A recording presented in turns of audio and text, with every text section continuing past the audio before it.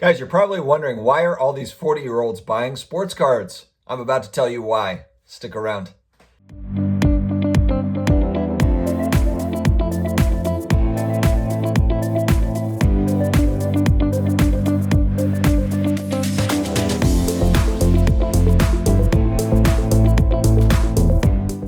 Hey! Happy Friday, sports card collectors, investors, all of my collectibles friends. I hope that everyone is having a great day. We are almost to the weekend, guys. It is time. We've made it through another week. We have powered through another week. Today is a double header. I have two videos that are coming out today. This is going to be the second one. So the first one came out this morning is 3 basketball cards that are really on fire right now, price-wise, that have moved up pretty dramatically recently. This one we're going to be talking about kind of the why behind the 40-year-olds like me. I'm 40 in May. And why are we buying sports cards? We're gonna dig into that. Before I get started, if you have not subscribed yet, please hit the subscribe button, hit the notification bell, karate chop the notification bell, as my son would say. That was kind of a weird karate chop. Bring it more in. I don't know. I never took karate. We appreciate you being here. We have more than 7,500 subscribers on the channel now and growing every day. So it's awesome to see. If you want to support the channel, something else too, if you have some sidebar, if you want to support the channel, I do have Amazon links in the video description. If you make purchases through those links, I get a small piece of that pie. So that would be very much appreciated and help us grow the channel as much as we can, as quickly as we can. Okay, one other thing that we've been doing too is at the end of each video, I kind of send us off with a positive message and a positive affirmation of sorts. I'm going to do that again today. I've saved it for this video. I didn't do it on the morning video. So for those that are asking, like, where is it? I did say have a great day, but I've added it to this video instead. So that's why that's happening this way. I'm also trying to throw in kind of the 80s, 90s nostalgia clips. So I will bring that in for each video. Each day I'll bring one to you, or a couple if I can. But just slipping that in so that you've got something to kind of, hit that nostalgia button to get your day going. All right, guys.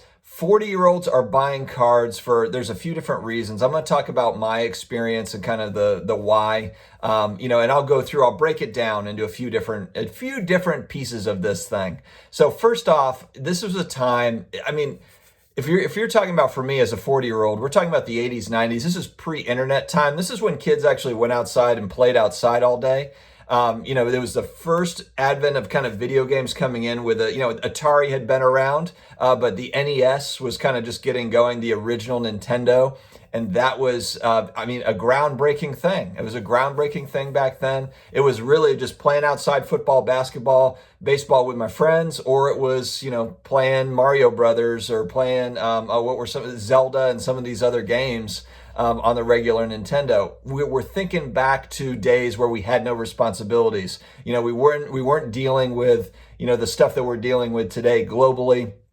And we didn't have, little ones running around that we were responsible for. And all we had was just that. And then a huge part of pop culture back then was trading cards with your buddies.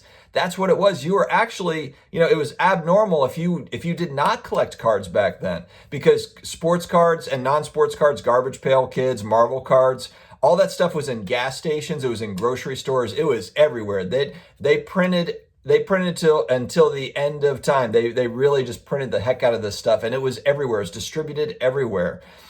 So that was kind of the norm. You go to the grocery store. Maybe you're able to get a pack of cards, and a pack of cards was maybe $1.50. I remember 89 Upper Deck baseball cards was the first time that a pack of cards, I think, was suggested retail was at $1.50 or $1.75 a pack. So that gives you an idea kind of where price was, just because of the abundant supply.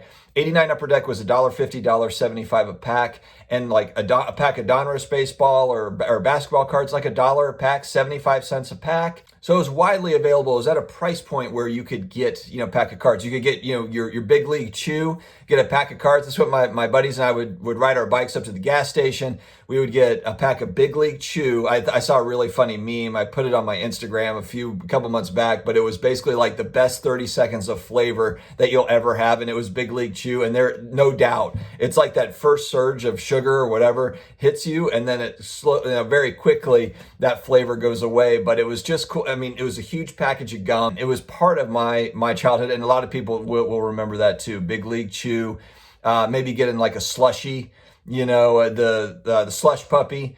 And then also getting packs of baseball cards or basketball cards. Baseball cards were much more collected back then too. Not that people didn't buy basketball cards, but it was mostly baseball cards. I really liked football cards. I collected a lot of like 89 Pro Set, trying to find Barry Sanders cards. And now what's funny is I'm buying all that stuff now graded, at much higher prices. From a condition standpoint, there's just not a lot of those left that are in, PSA 10 condition. And so that's where you're paying a premium for it now. So that's the first part of it. We're remembering a time where there's just no responsibilities, where it was just easy. It felt easier. Now, maybe for our parents, it wasn't easy. But for us, that's what it was. That was life. Now we're adults, we have more resources, we have more money to be able to kind of enjoy that hobby, and that kind of segs me into the next part. When I was a kid, there was 86 Fleer Michael Jordan rookie cards at the card shop, and they were, raw because there was no grading back then, and they were $500, $700, $1,000 for these 86 Fleer Jordan rookie cards. And I just remember looking at these in the case, and it wasn't just that, it was Montana rookies or Staubach rookies, Jim Brown rookies, that stuff. It was all in the card shop. And, it was up to the discretion of the card shop owners, like, near mint, very fine. It was a negotiable thing as to the grade on a card and the price point of the card, which I'm sure kind of made it fun in a way, but grading has helped. Not that grading is perfect, but it has helped establish guidelines to be able to negotiate from. But as a kid, I just remember looking at all these cards. And what was funny is because sports cards were so abundant back then in packs, my parents were not buying me a $50 card for one card. Their mindset is like, why would I spend $50 on one card when there's 15 cards in $1 pack? I'll buy you 3 packs and we're good. Why would I buy this one card of Michael Jordan or this one card of Wayne Gretzky? Why would I do that? That was the mindset back then. And so now, and then the other piece of it, Beckett price guides came into effect. Beckett price guides actually gave some sort of, compiling data. And full circle, I've got Dr. Jim Beckett, the man himself, coming onto the channel March 1st. I know people are like, why do you keep throwing it in there? I'm throwing it in there because I'm so excited. It's all coming full circle. All right, so Beckett price guide comes into the mix. And now as an 8-year-old, I'm able to look and see like, okay, this is my card is worth 10 cents or it's worth 25 cents. It's worth $1. And then each month you could see the price changes. There would be an arrow up or an arrow down if something is hot or it's not. Beckett price guide for me was what kind of started all that and the thinking behind all of that. And so it was my first foray into business, my first foray into negotiation. I was negotiating with, 40-year-old card shop owners, for cards. And those are great lessons, when you're young. So the foray into commerce came through sports cards, essentially. And people wonder, why is everyone so excited about it now? Well, the big part of why we're excited about it now is because now there actually is scarcity. There's rarity. There's grading. So the business piece of it that we were looking at it as, 13, 14-year-olds back then is now a reality. It is now a reality. It's happened to where it is a reality. Are certain prices out of whack and whatever? Are there, are there things that don't make a lot of sense as far as pricing goes and increases, decreases? Sure, but at least it's becoming more of a viable marketplace. Back then there were so many inefficiencies and it's starting to we're moving in the right direction. We are trending in the right direction.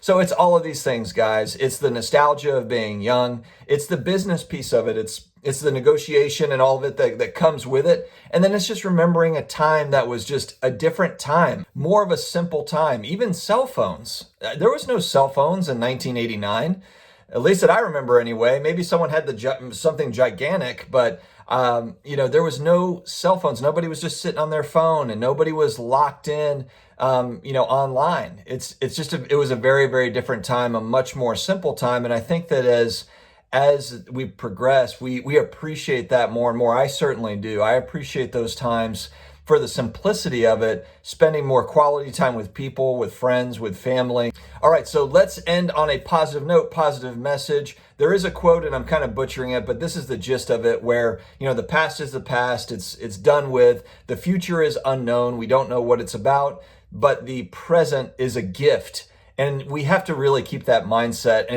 it's the reality that all of us kind of forget when we're complaining about the little things that bother us in life. We are very lucky to have this moment in time. We don't know how many moments we have. We don't know how much time we have. It could all end today. We have no idea. So spending time complaining or spending time not enjoying it and appreciating it, to me, for my life, is a giant waste of time. It's not to say I don't vent and have bad moments and bad days and blah, blah, blah, but I get over it very quickly, or I try to get over it very, very quickly, because it's all about perspective and maintaining that perspective of, look, there's a lot of people, and especially too in my position, I feel very, very fortunate to be where I am in the world, to be in a country where I have freedoms. There are people all over the world that are suffering through poverty, through, all sorts of different struggles that make my struggles look really, really pathetic. And so I think about that. When you think about, if we can't find retail boxes at Walmart, there are literally people that are starving, that are never going to find their next meal or trying to find their next meal. These are the things that I think, perspective. We have to keep it. We have to stay focused. We have to be confident in who we are, be appreciative for this moment and this life. And we've got to take advantage of that and really, really help others that need it as well. So guys, stay focused and stay positive. Have an amazing Friday. And let's get to the weekend. Enjoy our weekend. Have an awesome day. We will talk to you again tomorrow.